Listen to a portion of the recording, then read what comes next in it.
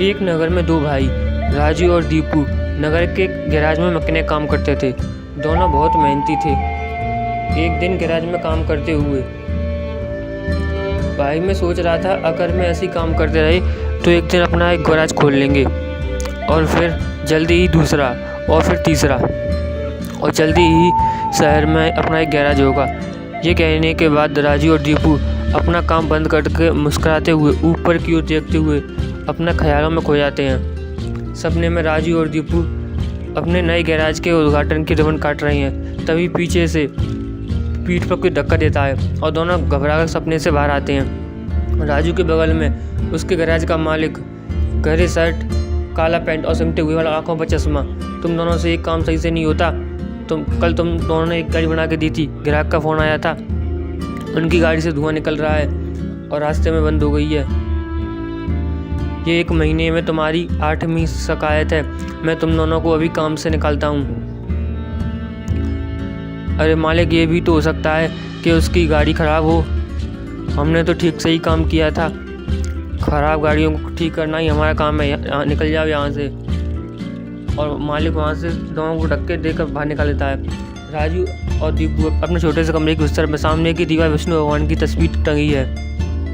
दीपू राजू से, भाई हम हर जगह मन लगाकर काम करते हैं, फिर भी हमें हर जगह से निकाल दिया जाता है।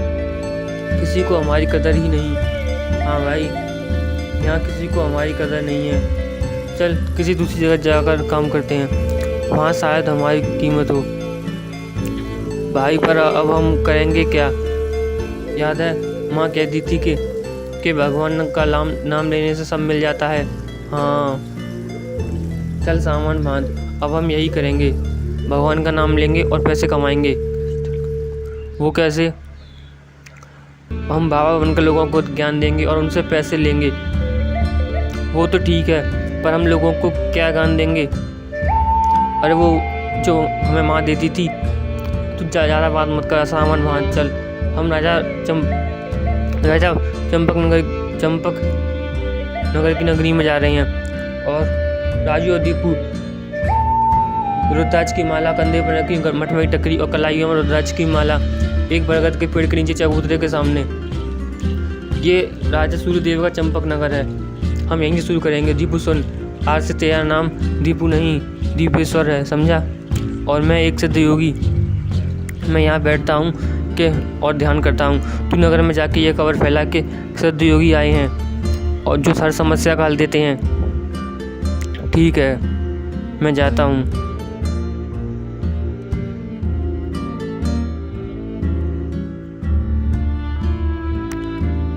भाई हमारे बाबा सिद्ध बाबा जी के लिए कुछ दान दो। ये कौन से बाबा हैं और कहाँ हैं? बड़े सिद्ध बाबा हैं, उनके पास हर समस्या का हल है। नगर के बाहर बड़ा बरगद का पेड़ है ना, वहाँ ठहरे हुए हैं। अगर तुम्हें कोई समस्या हो तो उनसे जाकर मिल लो, वो तुम्हें हल ज़रूर बताएंगे। पर हाँ, दान के लिए कुछ लेकर ज़रूर आना। हाँ मैं ज़रूर आऊँगा। औरों को भी बता दो, पूरे नगर का भला हो जाएगा। ज़रूर बाबा जी, ज़रूर। राजू पेड़ के नीचे ध्यान में बैठा हुआ है और दीपू थैले में सामान लेके उसके पास जाता है। पूरे नगर में फैला दिया मैंने खबर, जल्दी ही लोग यहाँ आते होंगे। तुम तैयार रहो। मैं तो कब से तैयार हूँ, देखते हैं क्या होता है।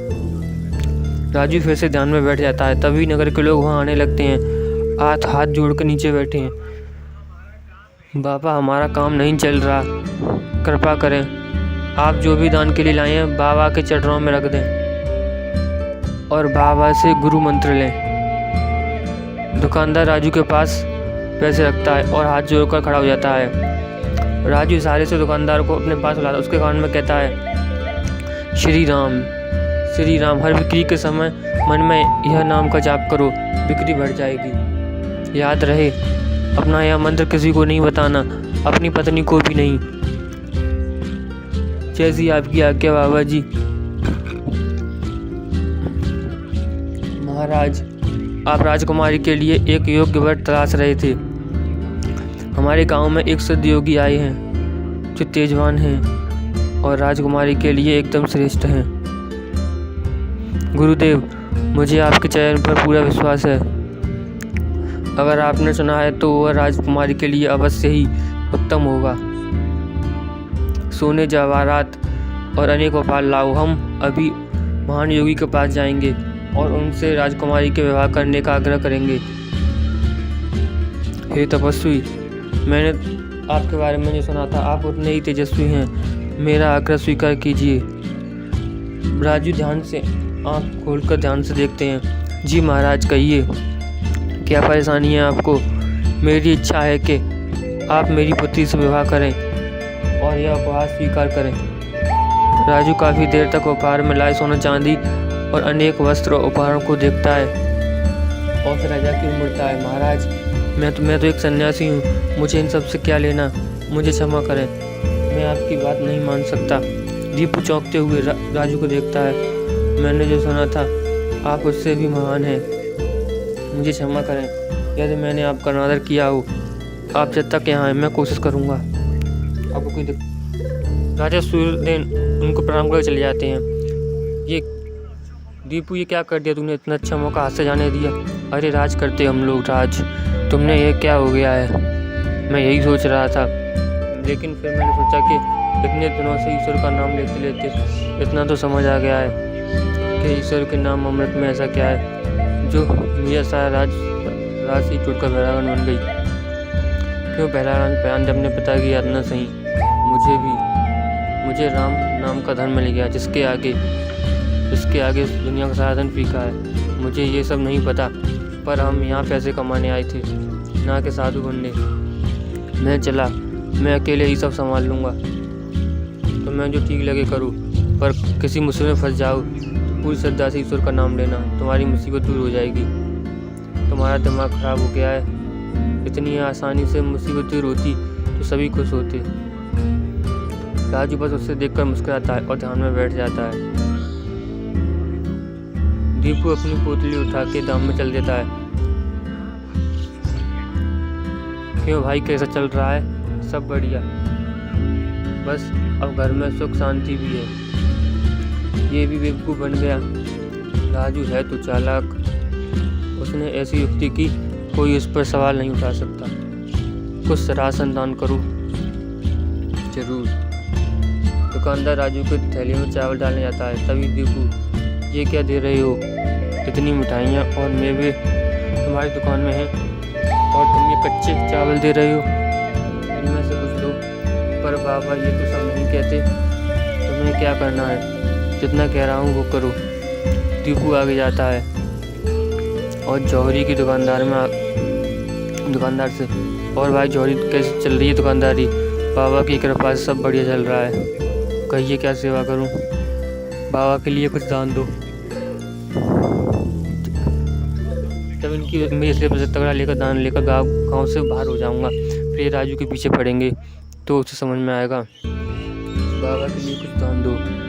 जौहरी पैसे निकाल कर देने लगता है। अरे ये क्या भीख दे रही हो? बाबा की कृपा से तुम्हारी दुकान चल रही है। इतने सारे जवाहरात हैं, इनमें से दो कुछ कीमती सा। जितना दोगे उससे ज़्यादा मिलेगा। ये बाबा को क्या हो गया है? कोई नहीं, बाबा को देने से मेरा क्या घटेगा? जौहरी एक सोने के हाथ दीप को दे देता है। ये लीजिए बाबा, अच्छा धन बटोर लिया है मैंने, इससे काफ़ी दिनों तक काम चल जाएगा। बड़ी भूख लग गई है, कुछ मिठाइयाँ खा लूँ। दीपू एक पेड़ के नीचे मिठाइयाँ खाने लगता है। तभी वहाँ 4 डाकू चेहरे पर नकाब, काले कपड़े और हाथ में छुरी लेकर आ जाते हैं। जो कुछ भी हमें दे दो, नहीं तो हम तुम्हें मार डालेंगे। दीपू डर से होने पर अपनी बोतल उन्हें दे देता है। तभी डाकू की सजा का नकाब खुल जाता है। दीपू से देख लेता है। अब तुझे मरना होगा क्योंकि तूने मुझे चेहरा देख लिया है। ये भगवान, ये क्या हो रहा है? कैसे बचूं इनसे? भागने की कोशिश कर ली तो ये लोग पकड़ लेंगे। तभी उससे राजू की बात याद आती है। अगर किसी मुसीबत में बचाओ तो किसी ईश्वर का नाम लो और तुम्हारी मुसीबत दूर हो जाएगी। दीपू आंखें बंद करके घुटनों पर बैठकर, हे नारायण मेरी रक्षा करो, हे नारायण मेरी रक्षा करो। डाकू का सरदार दीपू को उठाकर, सुन, वजह के सिपाही हमारी ओर आ रहे हैं, इसलिए तुझे छोड़ रहे हैं। अगर तूने किसी को हमारे बारे में बताने की कोशिश की तो हम तुझे जिंदा नहीं छोड़ेंगे। ये ले अपनी पोटली। डाकू भाग जाते हैं। दीपू सामने से सिपाहियों को आते देख, हे नारायण, मुझसे भूल हुई। क्यों मैं राजू की बात को समझ नहीं पाया। मैं राजू के पास वापस जा रहा हूँ और उसके साथ रहकर आपके ध्यान में अपना जीवन बिताऊंगा।